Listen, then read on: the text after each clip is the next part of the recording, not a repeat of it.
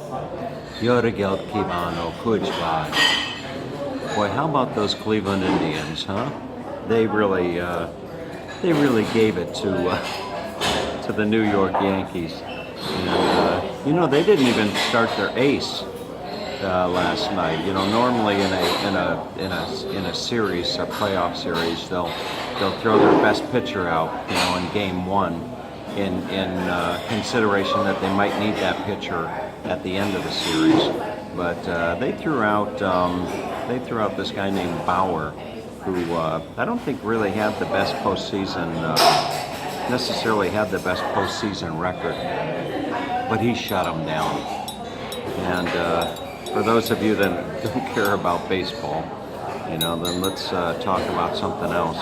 So I wasn't going to do the video today, and I found myself, I don't know, I guess I feel a sense of obligation to do these videos. I am pushing 5,000 subscribers. 5,000. I'm almost up to 5,000 subscribers. I think I'm just short of about 60 or 70 subscribers, and I should hit that within a week, I would imagine. And 5,000, it's not a... In the terms of, you got to put it into perspective, like all things in life. You got to put it into perspective. And in terms of YouTube, 5,000 isn't necessarily a lot of subscribers, but it's about 4,994,000 more subscribers than Skip Smith has. I think Skip is up to 7 subscribers, if I'm not mistaken. No, I'm just teasing. Skip is on the road. Skip is on a mosey trip with Sue. Sue and little Katie. And I was talking to them yesterday, and they're in Georgia. And I hope and pray that they go to this place called, where is it? I think it's called Helen, Georgia. Helen, Georgia. Helen, Georgia. Melissa told me about that place. And it's a German town, and it would be a great place to go see right now with Oktoberfest and all that. But hopefully Skip will make it up to that part of Georgia. He went to visit his granddaughter. But anyway, not too much else on my mind today.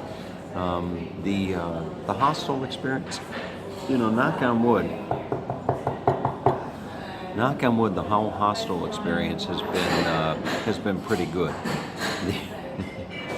I think that in total, I think I've had 6 people in my room, and just this morning I met the second person. I'm usually in bed at about 9:30, 10 o'clock, something like that, and they're out and about, exploring the nightlife of Boston and what have you.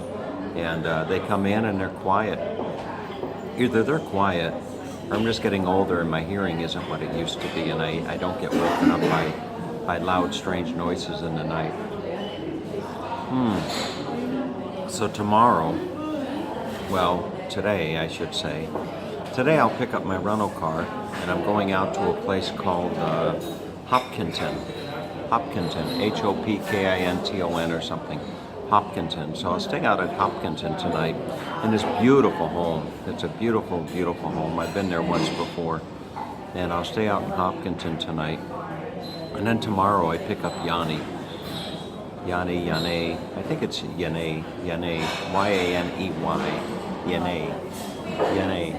But, so I pick her up, and I think that her feelings of nervousness have kind of subsided.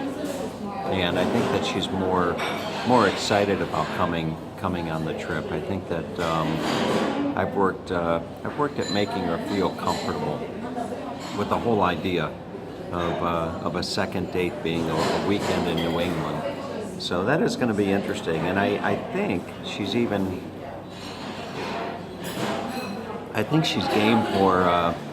game for doing some videos.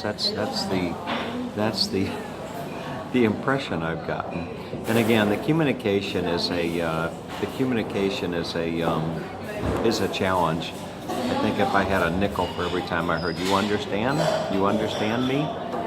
And I have to be conscientious to make her feel comfortable and not apologetic for not speaking English, clearly enough or well enough. that's one thing that's always been of interest to me, how people that don't speak English well, when they're from foreign countries, find the need to apologize, or feel the need to apologize for not speaking English well. And maybe I should be apologizing to Yanni for not speaking Spanish well. I don't know, but anyway, it's going to be an interesting weekend for sure. The first night in Kennebunkport, and that'll be kind of interesting, you know. I mean, the second date, you're checking into a hotel together. I mean, that's always, I can't say that'll be the first time that's happened to me in my life. but I don't care whether it's the second time or the 200th time. It's always kind of an awkward situation, you know, when you're on just getting to know somebody and you're checking into a hotel room. It's always a little bit strange, awkward. But I go out of my way, you know. I go out of my way to make sure that I will go out of my way to make sure that she's comfortable and has a good time. You know, at the end of the weekend, if she can get on a plane and head back to Florida, thinking, wow, that Tom Paul really is a nice guy,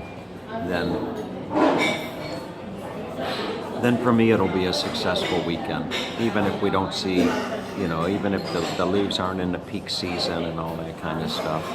But anyway, so with all that being said, I'm going to get on with my day. I'll give you a tour of this hostel here. You know, I'll walk through with my camera and give you a little bit of a tour. So it's I don't know what time it is right now. It's probably at about 9 o'clock or something like that.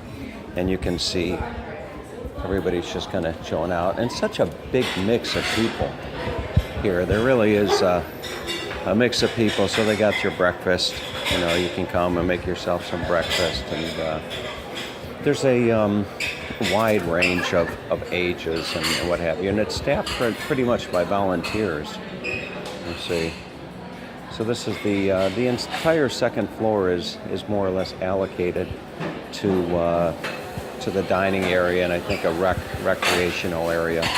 Kind of reminds me of a scene where I was in. Kind of reminds me of a scene when I was in New Zealand. I was down in New Zealand, staying in a hostel. But then down here you've got maybe I can show you this. So down here you have the downstairs. Actually an ideal place to work. So here's the front desk there, and then they've got a nice work area over here with some tables. So that's the morning video for the day, and hope everybody have a great day. Okay, take care.